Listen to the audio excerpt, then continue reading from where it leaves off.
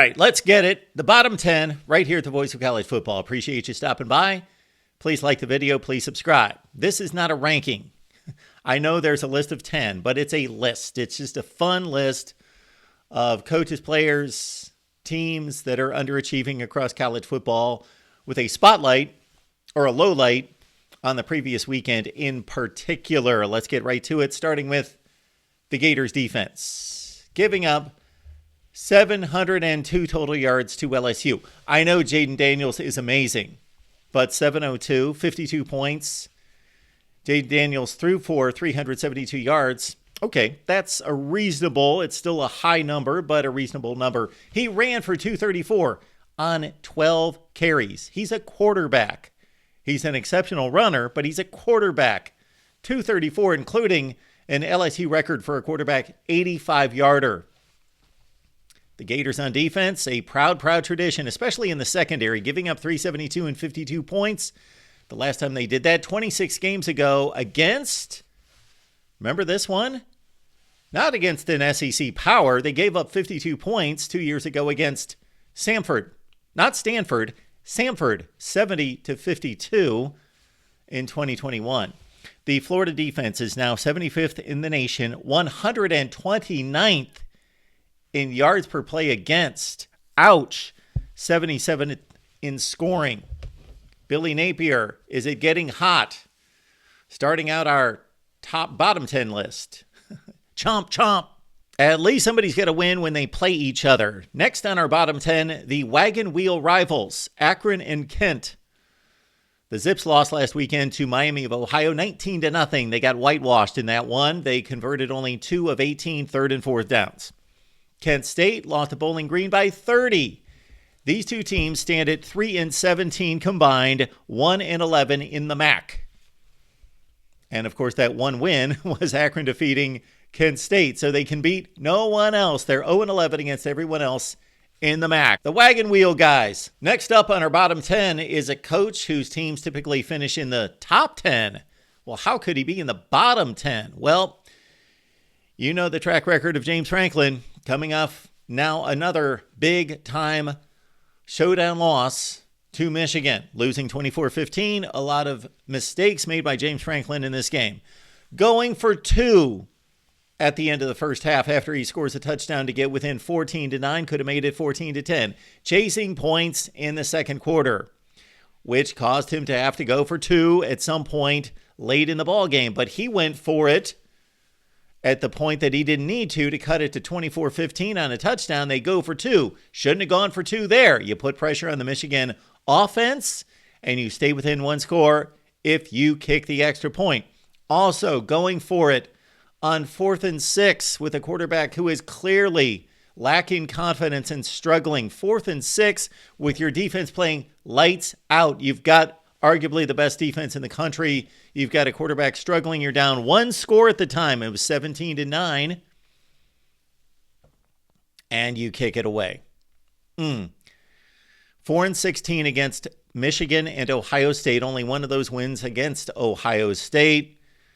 Dismal record against the top 10 and the top 5. This program under James Franklin, really good.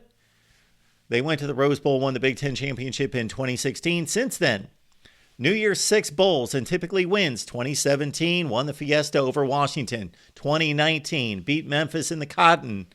Last season, of course, 2021, beat Utah in the Rose Bowl. Really good postseason team, but they play more meaningless games in November than any top 10 type program in the nation. Next up on the bottom 10, James Franklin. At number 7 in our bottom 10, Hendon Hooker, where are you? Where are you? We need you. One of the most prolific offenses in college football over the past 2 years, specifically in 2022, leading to an 11-2 top 10 finish, 52 points against Bama. Prolific. But Josh Heupel's offense against Mizzou, non-existent. 7 points. After Tennessee had scored, get this, against Mizzou the last 2 games, 66 and 62 in those 2 efforts against the Mizzou Tigers, but 83 yards rushing, 7 points. As Mizzou coach Eli Drinkwitz said, our defense kicked their arse.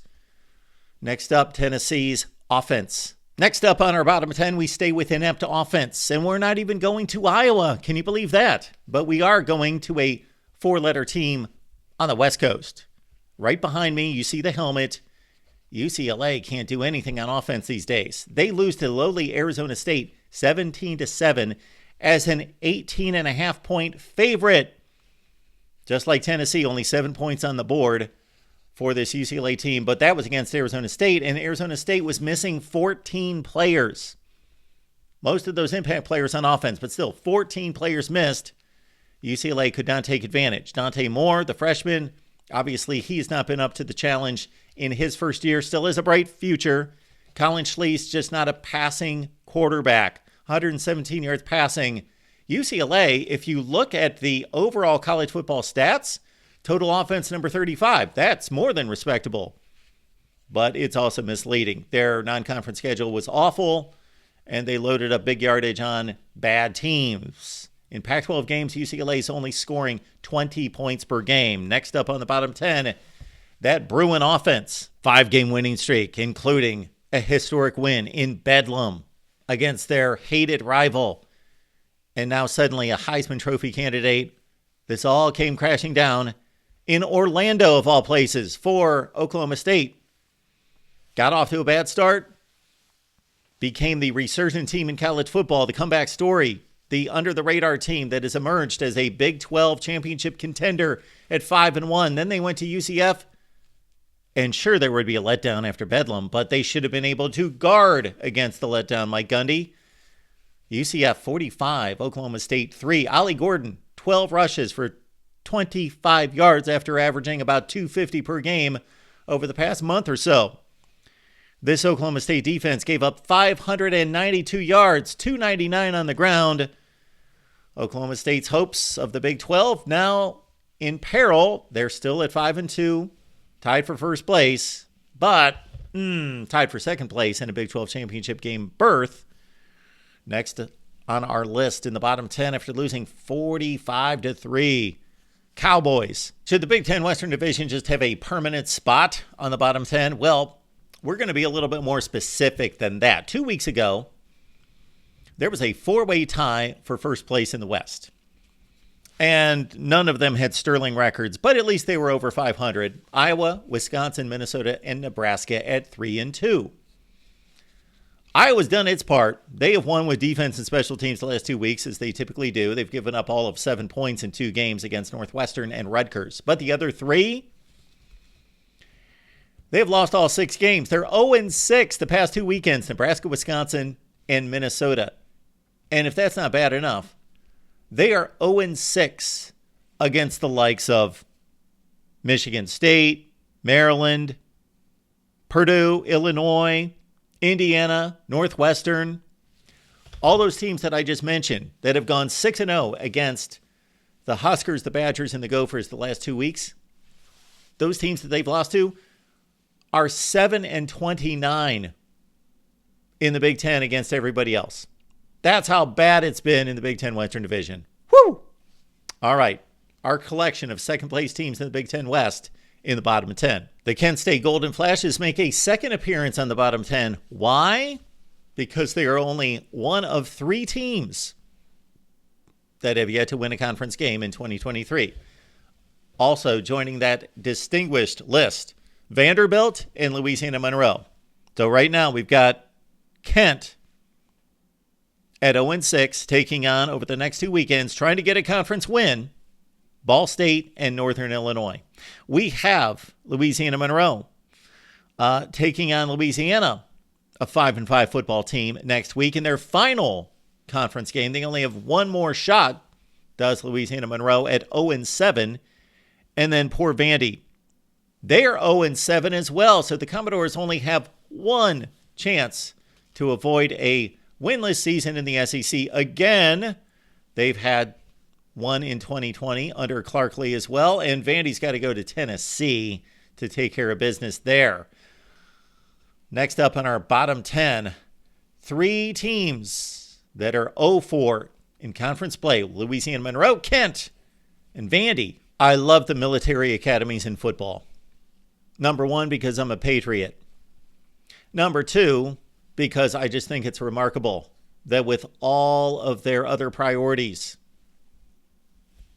football is insignificant to a certain extent. In comparison to their other priorities, they are training for real life right now.